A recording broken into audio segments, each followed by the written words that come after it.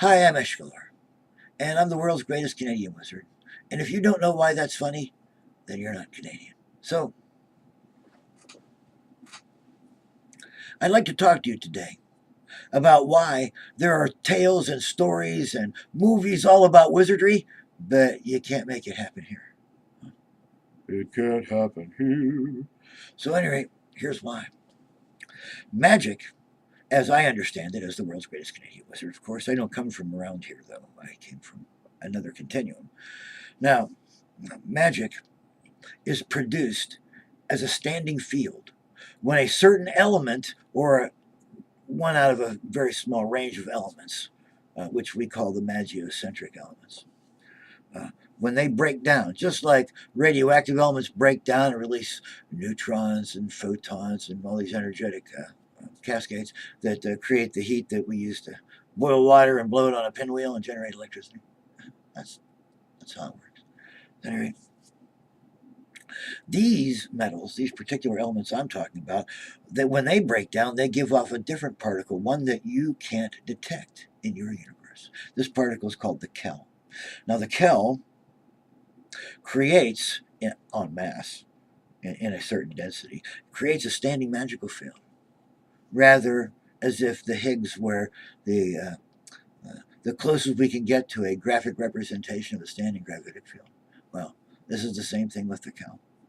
Now,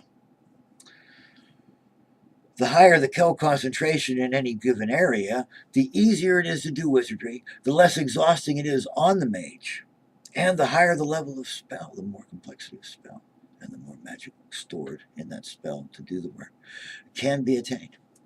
So, great wizards like to be in places where there's a very high density in the standing magical field, of course.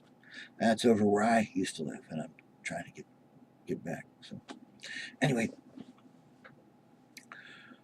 the problem is that these metals that produce the Kels in the standing magical field when the metals break down are very short lived compared to the minerals that we're more used to. Now, I don't mean like these like transuranides that have fraction of a second durations. I mean, these lay in the rock for a long time, giving off Kels before they finally fade away into byproducts. So, where am I? Okay, now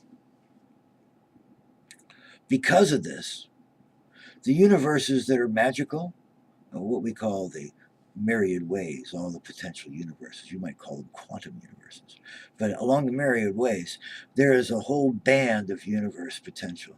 And you could go all the way over here to the place where the randomicity of it all, the iniquity of it all, as we say in chaos, would create mostly younger universes all along this belt, this bandwidth.